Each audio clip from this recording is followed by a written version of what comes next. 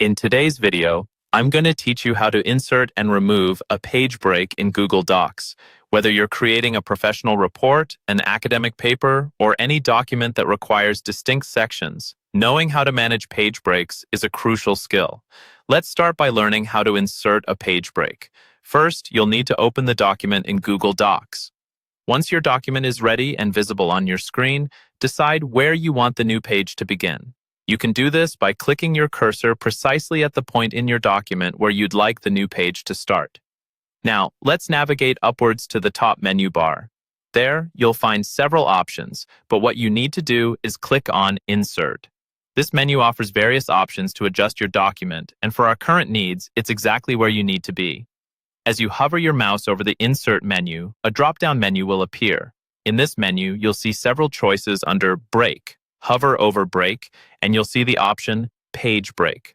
Go ahead and click on Page Break from this sub-menu. When you do this, a new, fresh page will open at the location of your cursor.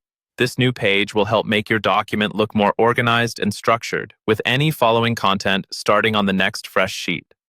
Now, let's say you want to remove a page break you've added. Whether you've made an error or need to make adjustments for layout purposes, removing a page break is just as simple. First, locate the page break in your document. Then, place your cursor at the very beginning of the text that happens immediately following this page break. It's important that your cursor is precisely at the start of this text for the next step to work properly. Once you've positioned your cursor, you have only one step left. Press the backspace key on your keyboard if you're using Windows or delete if you're on a Mac. By doing this simple action, the text from the new page will jump back up, filling any gap that the page break created.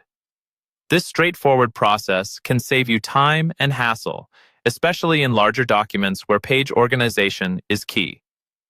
Practice inserting and removing page breaks a few times to get the hang of it, and you'll find yourself navigating your documents with ease and precision. That wraps up today's tutorial on managing page breaks in Google Docs. We hope you found this video valuable and are now more comfortable maneuvering through your documents with controlled ease. As always, thank you for watching and feel free to leave your questions or comments below.